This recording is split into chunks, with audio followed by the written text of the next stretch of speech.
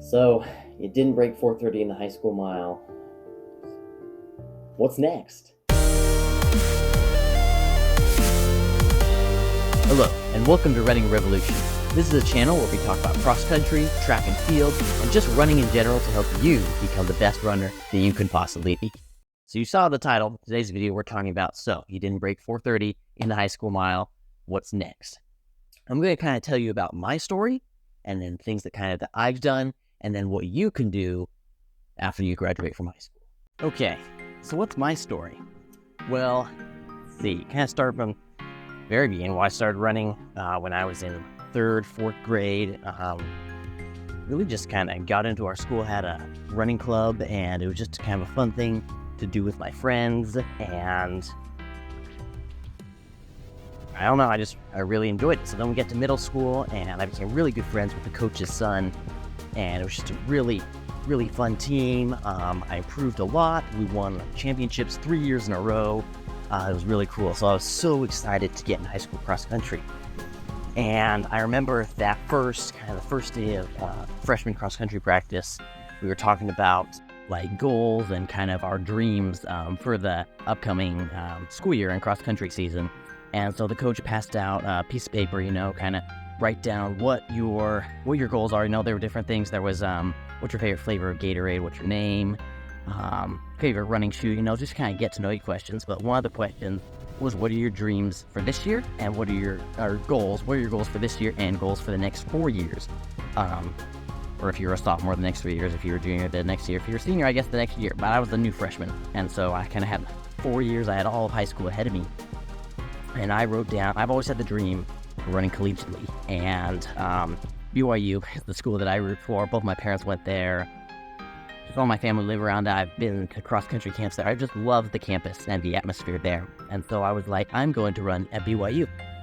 And it's always been a goal of mine. And so I wrote down, I'm going to run at BYU.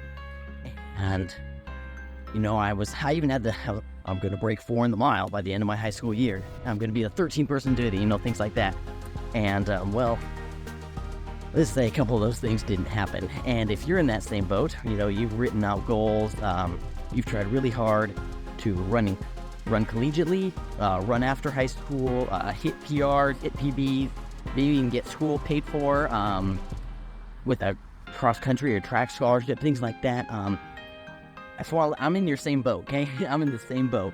I'm not currently signed to run at any college, and I just graduated from high school, and I'm in the same boat as you. So if you kind of want to learn what I'm going to do and maybe learn a few tips of what I think you should do being in this situation, stick around to the end of the video, and I promise you won't be disappointed. Okay, so I'm going to kind of start off now kind of telling about my high school story, and then I'll talk about kind of the tips and stuff that I have for you kind of near the end. If you want to go straight to that, timestamp will be right here, and head over there. I'll see you soon.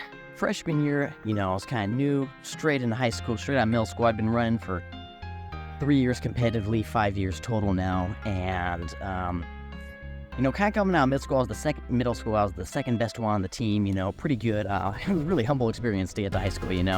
To be in races of 300, 400 guys, and taking 200ths, 300ths. But I worked through it. It was great. Freshman year, I believe I ran 22 something the 5K, and then 5:17 in the mile. I was like, I'm feeling pretty good about those. Our track season was cut short due to COVID. I didn't compete sophomore year because of COVID, and then finally sophomore year track season, I was back at it, and I trained so hard throughout the summer, and not throughout the summer. Well, I trained throughout the summer, but throughout cross country season and the mid season, because we couldn't practice together due to COVID, and so I was just putting in the work. And got to that sophomore track season, and I ran 4:42 or 4:44 in my first mile of that season. I was like, wow, that's a huge improvement from 5:17. And I ended up running 10:10 in the 2 mile, qualifying for the state meets. That was awesome. Our 4x18 took third that year, and it was just a really big boost in confidence, That was great. Then we go into junior cross country season, Ran well, set my PR of 16:13. Our team took second at the state meet. Really good, still improving, having that goal of running college. And I was kind of, I'd get some, or by junior year, I was getting some offers from some D3 and junior colleges. And then we get to junior track season, and that's when I ran 4:30 in the mile. I didn't improve my 2 mile too much. I ran 10:09. Didn't do super well. I ended up running 2:03 in the 800 and helping our 4x8 team win the state race. So that was awesome. And so I had a 4:30 mile now, a 10:09 2 mile, a 2:03 800, and a 16:13 5K as a junior. And that's really, as a junior, if you're good enough, that's really when you really want to start getting colleges noticing you. You want to contact them, you want to fill out their recruiting forms if they have them, and kind of just understand what kind of about the college recruiting process. And a lot of the times they'll use your junior times because they can recruit you kind of early in the senior season. That's a little better for them. So we get to my senior cross-country season. I know this is the big thing, and our team's goal was to win the state meet. We take second the year before, losing by 5 points. And so we were like, we're going to win. And the thing is, we knew the state course was going to be hilly and hard and difficult to run, so we didn't really do any fast, easy courses. So I didn't PR that season, but I learned some good team working skills and really bond with my team. And we did end up winning that state meet. And I took 7th in this Arizona State Division II meet. So first team All-State for me, and we won. So that was really, really amazing. Even though I didn't PR that season, that was awesome. And so I was like, okay, we're going into senior track season. I've got to PR, I got to run. I'd already contacted the BYU coach. He's like, based off your times, you're not really recruiting material yet, but if you have a great season, you break 4:15 in the mile, or get close to 9 minutes in the 2 mile, or 1:52 in the 800. I was like, okay, I could hit those. So I trained really hard in the mid-season. I went to pretty much every day of preseason, worked really hard, and came out that first race and ran 4:40. And I was just, 4:40, come on, that's 4:40 after all that work. And so I was really kind of down on myself. And then went up to Utah for a race, and I ran, I think, some 4:39 or 4:40 as well at elevation. So I was like, okay, at least that's a little better at elevation. And then I was just waiting. I just wasn't having the best races. And I finally ran 4:29, PR'd after a year, felt really good. And that's when I kind of had to decide if I wanted to go the 800 or the 2 mile. So I raced the 2 mile 3 times, running 10 flat, 9:58, and then 9:59. And at that point, I was just, okay, I'm done. Let's try the 800.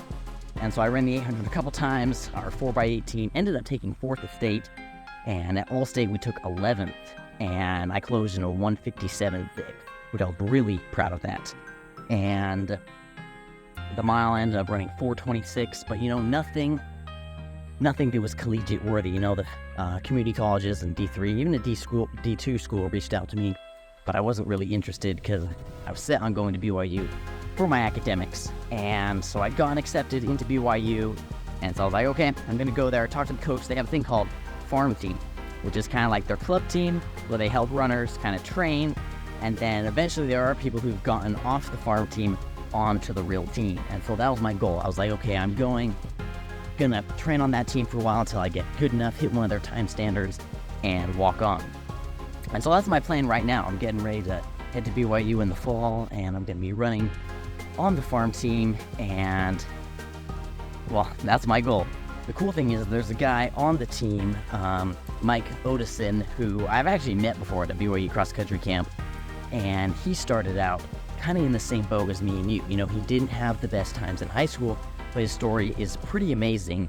And, well, I'll just let him tell you. How did I walk onto an NCAA national champion cross-country team? Life hack, I ran onto it. After failing to get recruited right out of high school, I still went to my dream school, BYU. I mean, how could I resist all the Grand Canyon ice cream and the possibility of getting married before Christmas? I'm kidding, a little. I showed up to cross-country tryouts as a cute little 18-year-old. We were doing mile repeats on the track. If you can't hang, you get cut. After falling off the pack on the third rep, I almost got cut. I somehow convinced the coach to let me stick around for the tryout period before he just cut me 2 weeks later at the home game. I could have just let it end there. I don't want to know what that variant would be up to. Probably making money. Or worse, law school.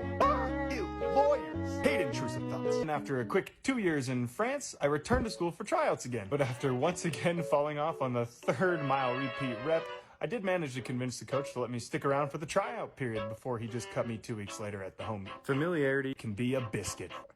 What am I doing? It wasn't until the spring of that year that I ran sub 14:30 in the 5K that I even got coach's attention that I might be good enough for the squad. I spent the entire summer training with the team until finally that home cross country meet that was my bane twice before became my ticket to D1 athletics. Then I became a member of the national champion cross country team. Gotta stop doing that. That's a completely different story. Another good story, though. If for some reason you're feeling inadequate, stick with it. You just never know what might happen. Okay, so that was pretty cool. He got a run on the BYU national team. I remember when they won nationals back in 2019. That was just amazing. And so kind of that's what my plan is. But now I'm going to kind of give you some tips of what I think you could do and different options for if you didn't get a scholarship to run college, or if you didn't hit the time standards, or even if you just have a dream of running in college. Kind of this video I think will really help you and inform you a lot about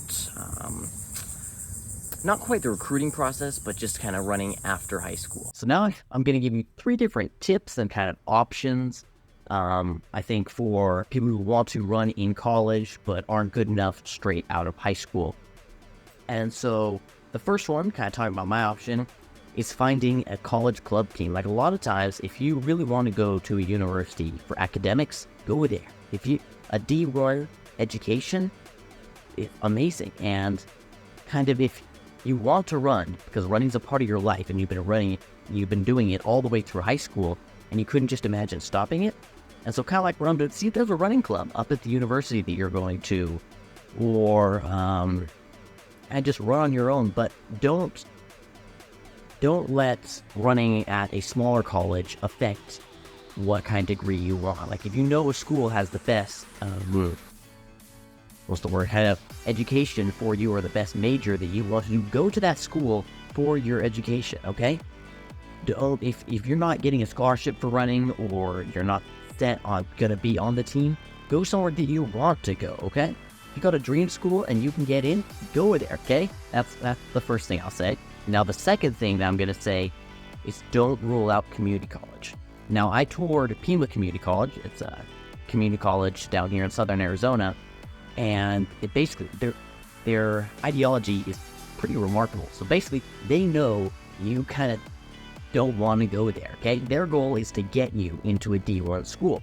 And so as I talked to the 2 coaches, they're like, yeah, we're here to help you for 2 years. You really can't stay here for 2 years longer. It's much cheaper. We'll get you a scholarship here. You know, you'll make lots of friends, and then we'll help you hit those times that you need to go to those big time schools that you want to. They're really just there to help you on your running journey. They understand that they're not the end goal. They're just kind of there to help move you along your running journey. So I wouldn't rule out community college. Like, you're gonna get some really good education, get some of your general eds out of the way. You could even start kind of your major there. You can be running on the team, improving, but still have that goal to run at a D1 school, because you get 4 years of collegiate eligibility. You use 2 of those getting onto a D1 team, and you still got 2 years to be on that Division 1 team. Kind of just for a little context, I have a friend who I ran with in high school, and he went to community college. I believe his mile was a 4:23 out of high school, nothing remarkable. And he trailed there for 2 years, and he just he ran 14:12 on the track 5K as a sophomore at JUCO Nationals. 14:12. I believe he ran like something 1605, something like that. Something in the 16th is senior year of high school. So I'll just show you that collegiate training is way different than high school. You are going to improve with some collegiate training. You're going to have really important nutrition. You're going to be exercising. Like your whole life, you're going to have school, but it's going to be built around running. And they're going to help you understand nutrition, understand weightlifting, understand running drills, time management skills. It's just going to be a really good way for you to prepare yourself for that top tier running. Because going straight from high school into D1 running, man, that is a big jump. You could be going, you're going to build up, but some of those guys, they run 60, 70 miles a week. Some of the really good runners up there. And so if you kind of want to slowly build up, junior college and community college really wouldn't be a terrible option for you. Now, the third option I have, this is kind of not the best one, but I just wanted to bring it up. Then you go to a school for your education, and they don't have a running team. You're kind of just running on your own. There are community clubs around. I know Fleet Feet, a place in Mutual called Runner's Corner, running shops all around the United States and the world pretty much have running clubs that you can join, taught by experienced coaches and runners. They can help you improve. So you can go to those, get to know other runners, really socialize. Even a lot of